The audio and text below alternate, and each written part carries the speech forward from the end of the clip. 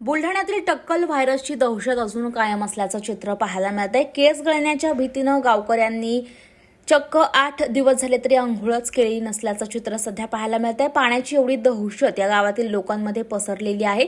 त्या पाण्याला हात लावायला देखील लोक घाबरतायत। त्या पाण्याने अंघोळ करणं तर दूरच राहिलेलं आहे।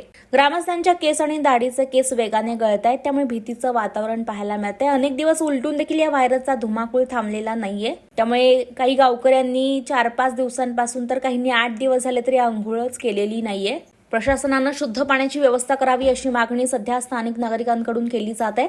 टक्कल व्हायरसच्या भीतीने बुलढाणा जिल्ह्यातील शेगाव तालुक्यात बोंडगावासह अनेक गावातील लोकांनी अंघोळ केली नसल्याचा प्रकार आहे। बोंडगाव, कठोरा, हिंगणा, भोनगावसह 11 गावात अचानक लोकांना केस गळती सुरू झाल्यानं टक्कल पडू लागलेला आहे। वापरात असलेल्या पाण्यात नायट्रेट सारखा विषारी घटक मोठ्या प्रमाणात आढळल्यानं हे पाणी वापरण्यायोग्य नसल्याचं प्रशासन सांगून मोकळं झालंय। पण वापरासाठी पर्यायी पाण्याची गावात व्यवस्था नसल्याने गावकरी आता अंघोळीपासून वंचित असल्याचं चित्र पाहायला मिळत आहे।